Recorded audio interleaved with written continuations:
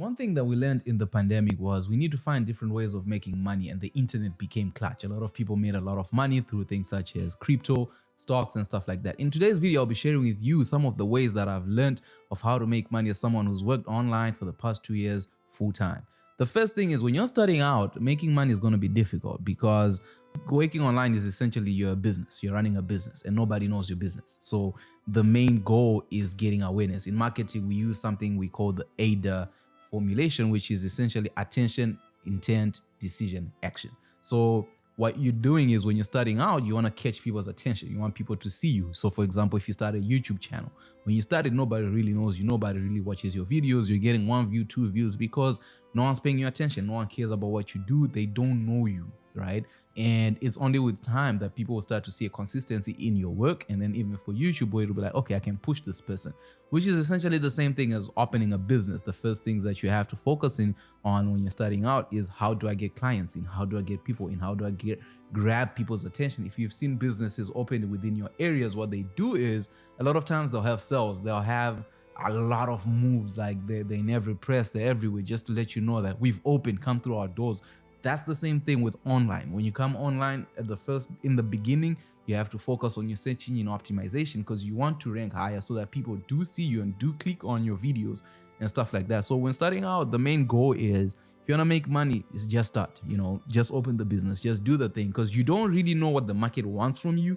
You think you do, you have a value proposition that you want to offer to the world, but the key is to start, and then the market will tell you what it wants from you and what it seeks and sees as value within you.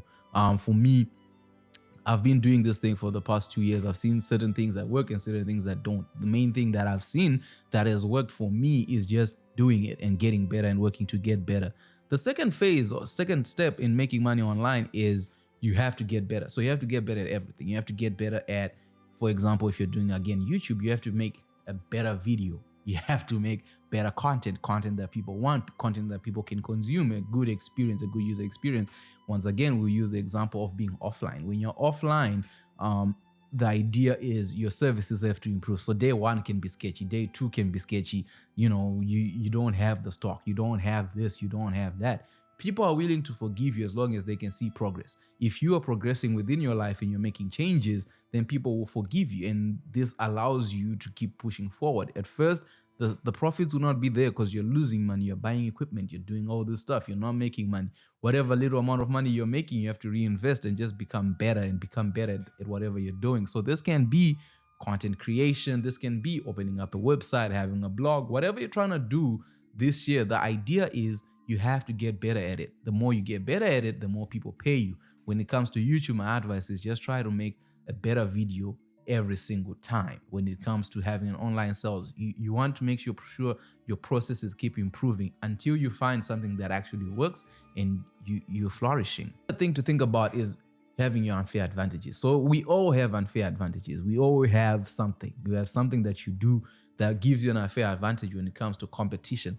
For me, my unfair advantage is I'm a marketer by profession. I learned these things, but by passion, I'm a storyteller. So that means in my storytelling, I do understand ways in which we can market a product. I do understand how to build a brand. I do understand how to talk to people, how to create something that solves somebody's problem. So when I'm writing a story, I'm writing to an audience. I'm writing a story essentially from me, but also making sure that I understand how to communicate. That means if I'm to partner up with brands, I know how to put brands within my products, how to put brands and place them, like things such as placements. I know how to do that. If you watched my videos that I did on the Sony A7 IV, that essentially is free promotion for Sony. And that was just me trying to see what works if I'm able to do this. And I did that, that's free promotion for them. And that's something that is an unfair advantage that I have to somebody else who starts a YouTube channel and they make a video that says how to buy a Sony A7 IV. They'll go on the list. You've seen people copy each other, and then you go look at the comments on my videos. It's like, oh, this is a different perspective of looking at this. This is just coming from because I understand how marketing works. You have your own, you have your own unfair advantages that you hold. Maybe you're great at editing. You have an understanding of story structure and understanding of how to communicate with people. All those unfair advantages give you the urge, and don't be afraid to use them. You have to. If you know how to code, if you know how to do this, use that. The marketplace values that because people tend to value things that they cannot do, and they'll come and purchase from you. Remember, the definition of marketing is essentially solving problems for others at a profitable.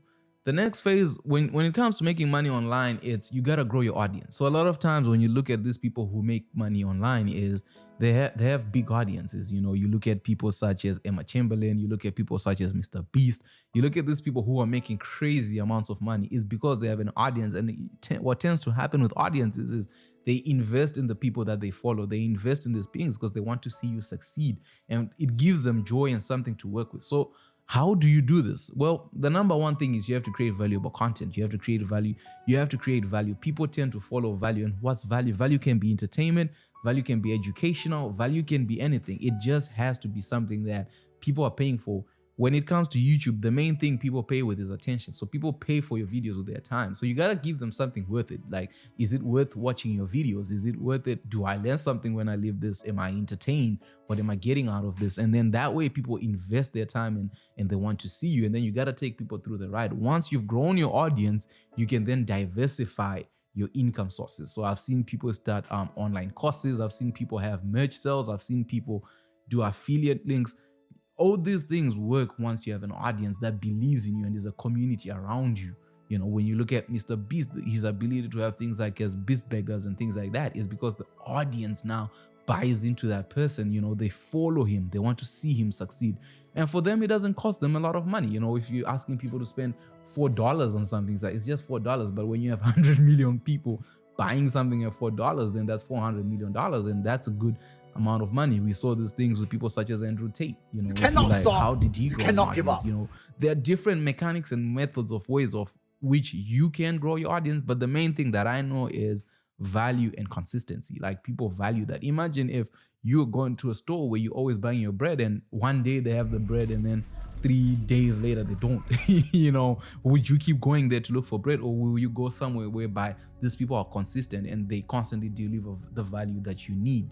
Monetization. So let's talk about monetization. The key thing to being online is to monetize whatever you're doing. So on YouTube, they have the YouTube Partner Program. I know on TikTok and Instagram, they all have different ways in which they pay you for whatever you're doing.